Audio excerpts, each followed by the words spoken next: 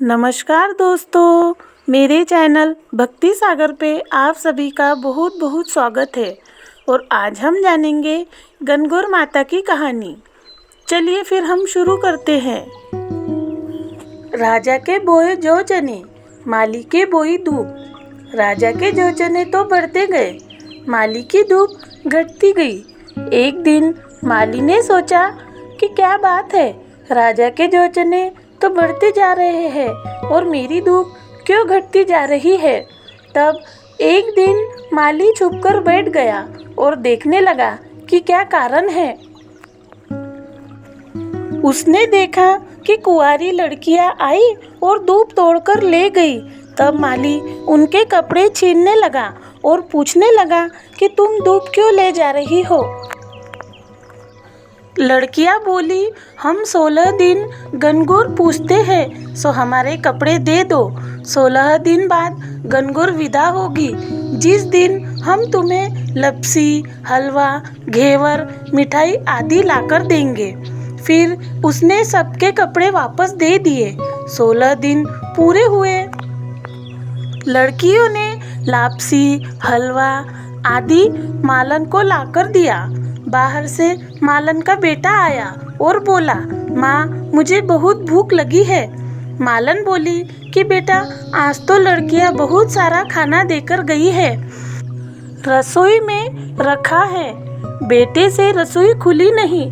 तब माँ ने आकर चीटी अंगुली से चीटा दिया तो रसोई खुल गई। तो वहाँ देखा ईश्वर जी तो पेचा बांधे गौरा चरखा काट रही है।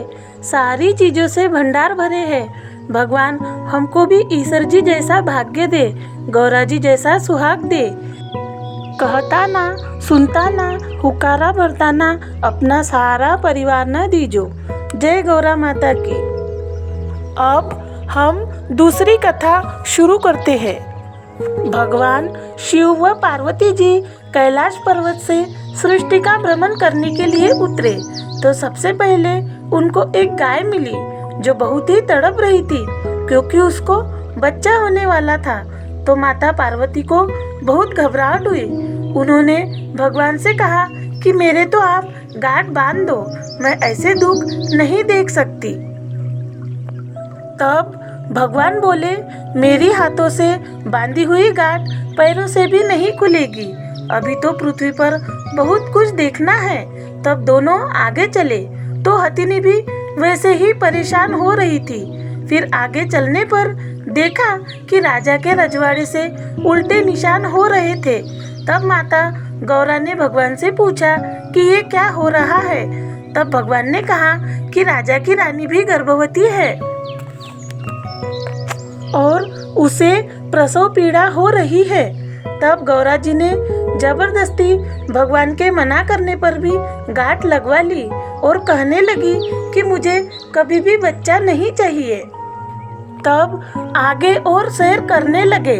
तब वापस आते समय क्या देखते हैं कि राजा के यहाँ शहनाई बाजे बज रहे हैं और खुशियाँ मनाई जा रही है। रानी बहुत खुश है। तब गौरा जी बोली, जब रानी ही बहुत खुश है तो मुझे बेटा हुए तो मैं कितनी खुश हूँ। आप मेरी गांठ कृपा कर कर खोल दे। तब भगवान ने मना कर दिया और आगे चले तो हथिनी भी अपने बच्चे को प्यार से चाट रही थी और गाय भी बहुत खुश नजर आ रही थी। तब गौरा ने भगवान से बहुत जिद की। फिर वे घूमते घूमते कैलाश पर्वत पर पहुँचे।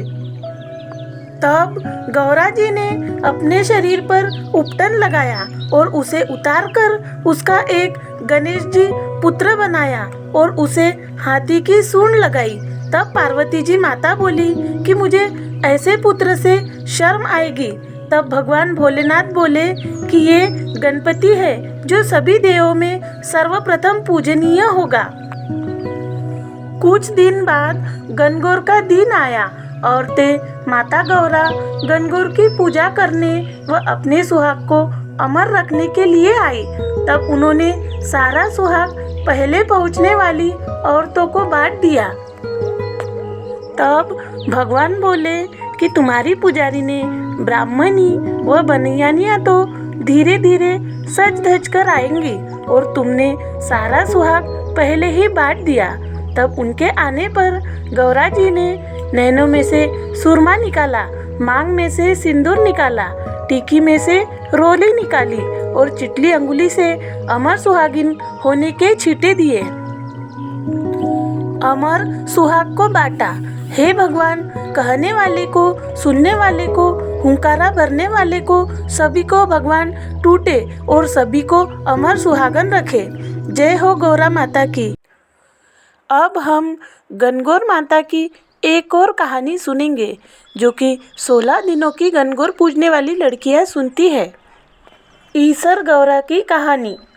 एक बार ईसर जी 16 दिन गणगौर के पूरे हुए तो ससुराल में माता गौरा जी को लेने पहुँचे। वहाँ माता गौरा की माँ ने जितना भी खाना बनाया था वो सब खाना ईसर जी गौरा माता की परीक्षा लेने के लिए जिम गए।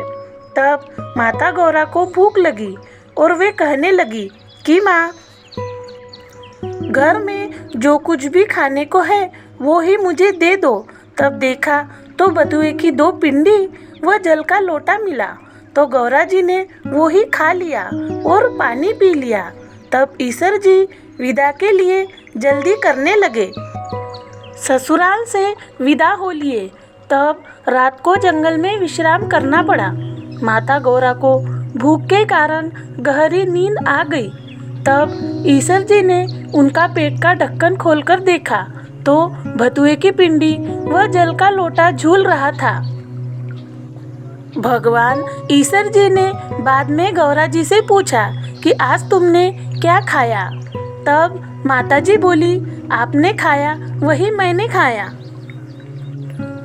तब भगवान बोले कि तुम झूठ बोलती हो, तुम्हारे पेट में तो बथुए की पिंडी व जल का लोटा झूल रहा है।